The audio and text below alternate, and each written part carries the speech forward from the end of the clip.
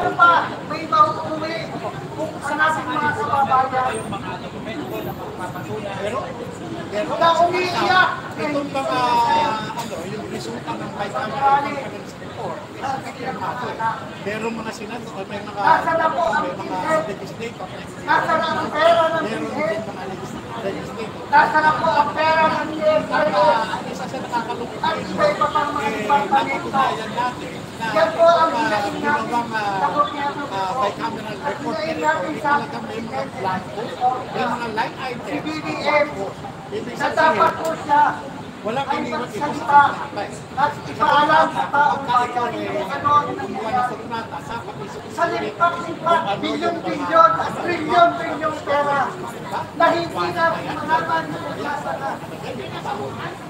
Kaya patuloy kami nagsasalita, lalo na ang mga kababayan natin dito sa EDSA.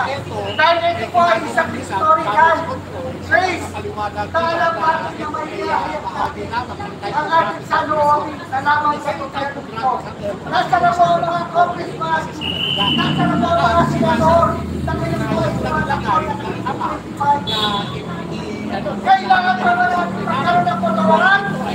O kailangan na natin palisin ang Marcos? Marcos, alis! Marcos, alis! Marcos, alis! Marcos, alis! Marcos, alis! Yan po ang pagkakaroon. Kalahan po ng dito ay talagang naghihirap. Kaya lahat po ng nanonood natin sa mga vlogger, sa mga bahay, yan po ang pagmamahal natin sa bayan na dapat natin ipaalam ng Pilipinas ay lupok na sa kahirapan. Sinabi na po ng ating pinagpangkay na nagsabi dito, iba't ibang departamento, maraming katanungan na dapat at maraming katanungan sa mga nakakataon na dapat sila'y magsalita ng pera ng taong bayan. At ang bayram, nasa na po yan, bakit pinipahan na pagkadami-dami lang po, yan ang isa sa mga question ng ating mga taxpayer na katulad po natin ang hirap at nagbabayan.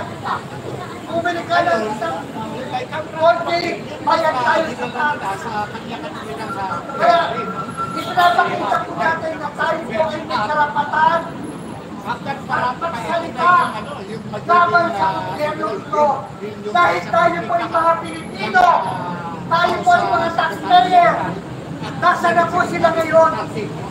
Yan ang mga katanungan po natin na dapat sagutin ni President BBM Marcos.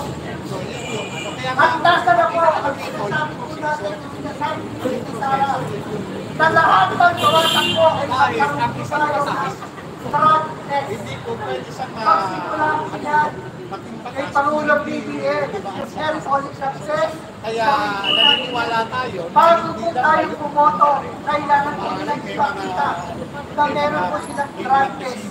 Isa po yan sa hinaing ginagawa nilang ganito na patuloy po nila pinahihirapan at patuloy po nilang question, lalong-lalo na. Alam nyo, mga kababayan, ako'y nananawagan sa inyo. Kaya kami po Tayo, dito, ay ang halaga namin po natin, namin halaga sisigaw, natin, iloloko na protect, tayo BP, ng mga Sara, politiko. Duterte, Iloloko na tayo, protect, si Bongbong BP, Marcos, Sara, Duterte.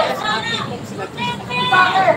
Yang Bakit po natin sila magbabatas na yan, patuloy tayo ng si Sara po ay tingalain ng 24 million papaabot nila na naniniwala ang taong bayan. na sila ay nagsasabi Kaya ng ngayon pa lang, pagkaisa tayo, singilin natin, hindi lamang sila, pati pamilya nitong mga politiko ito. Sapagkat nakikita natin kung papaano sila mabuhay.